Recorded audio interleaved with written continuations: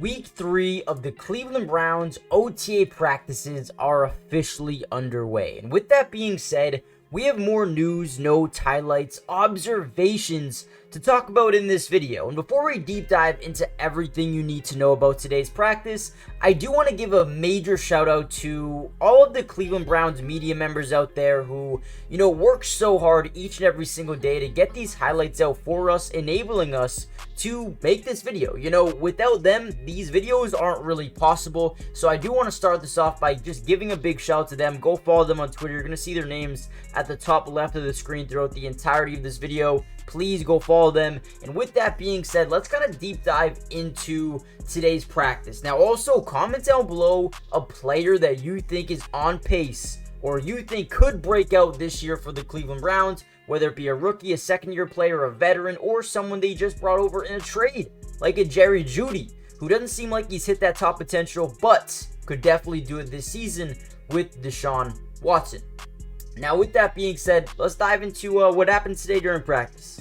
Now, the first thing to note before we dive into practice is the Browns actually signed Kevin Stefanski and Barry, the GM, 2 contract extensions. They're extremely happy and just confident in what they have done so far with this football team in terms of building a roster, building a playoff team, and trying to get them over this hump that they've been in for a long time. And when you just look at the roster, Andrew Barry has done such a good job, man. Not only do you have Deshaun Watson, Nick Chubb, David Njoku, Jordan Atkins, Amari Cooper, Elijah Moore, Jerry Jeudy, a couple of early round wide receivers in Cedric Tillman, David Bell, but defensively, we didn't even talk about the O-line being really good as well, right? But then defensively, Zadarius Smith, Myles Garrett, Dalvin Tomlinson, Shelby Harris, Mike Hall, right? Maurice Hurst. Dude, this team is absolutely scary. You still have the Joker. You have Jordan Hicks, Devin Bush. The secondary is one of the best in the NFL last year.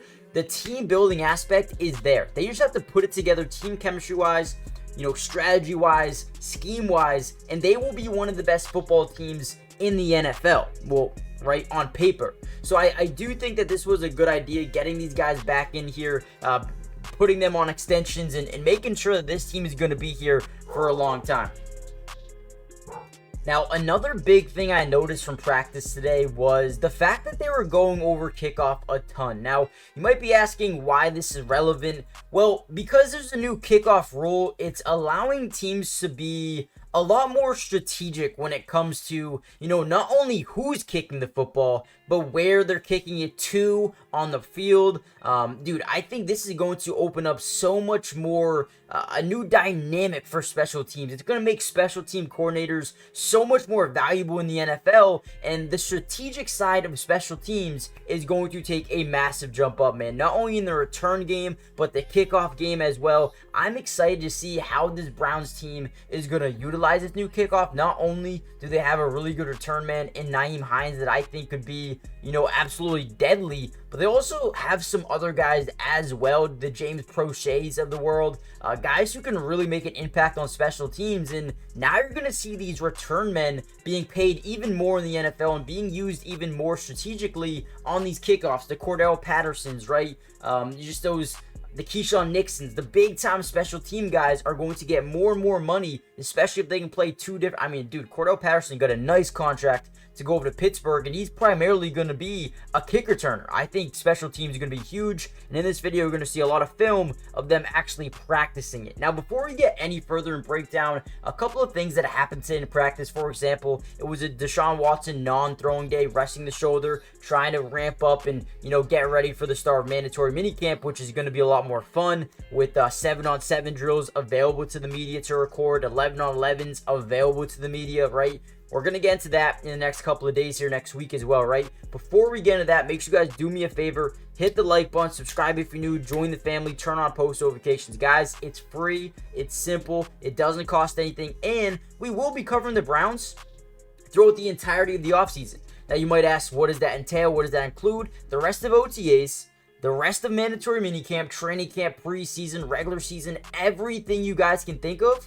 We've got you guys covered, so make sure you guys join the family. And now, with Deshaun Watson not throwing today, we got to see him taking a lot of mental reps, but more importantly, got to see a lot of the backup quarterbacks, including Jameis Winston, Tyler Huntley, and DTR also getting some reps as well. I feel like things are really ramping up here for receivers, right? Some of these guys really need to start standing out, including the Elijah Moores and the Jerry Judys. And someone who's looked really good so far is Elijah Moore. He's been making some big time catches in 7-on-7s. Again, you'll probably see some catches here in this video that are just really cool to see, right? But Elijah Moore is a guy that I believe holds so much potential, and just the small things he can do, the route running, the going up there, making some big time snags. I think he's very quick in and out of his breaks. I think he'd be really deadly on comeback routes, curl routes, out routes, zigs, whip routes, even some post routes. He's got that breakaway speed as well. So I want to continue to see him build the chemistry with not only Deshaun Watson, but Jameis Winston as well, man. We've all know that injuries are an issue, so having chemistry with not only the starting quarterback, but the backup quarterback is very, very important. What else? We got to see Wyatt Teller and DeJuan Jones working together in terms of double teams, which is another thing that's very important, because when you look at the offensive line, DeJuan Jones would be playing right tackle for the majority of the snaps.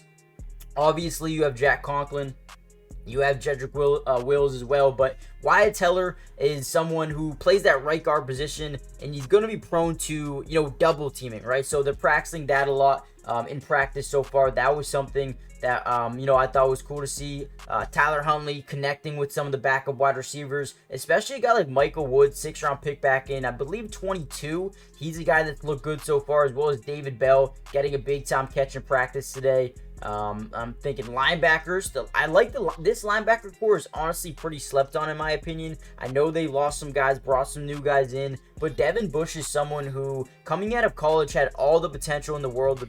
The skill set overall, just being a really good potential or a really good player with potential to be a stud. And I think the speed is something that jumps off the page to me in that sub linebacker role, right next to the Joker and Jordan Hicks as well. So I really do like the linebacker core. They've done a really good job developing these guys and making sure they're going to be put in the right position, and mentoring a guy like Nathaniel Watson, the 6th-round pick of this season. I mean, you're already starting to see him, get more and more acclimated to not only the NFL speed, but the playbook here in Cleveland. And that's strictly because some of these guys are really just focusing on helping other guys get better, which is, a critical thing in football right now. A lot of guys don't like to help potential replacements get better, but here in Cleveland, it's basically just a team aspect, man. These guys really care about development, really care about winning games. And since we're about a month and a half away from the start of training camp, it's big, especially for a rookie like a Nathaniel Watson. So far, practice has been really good for the Cleveland Browns. They're working really, really hard,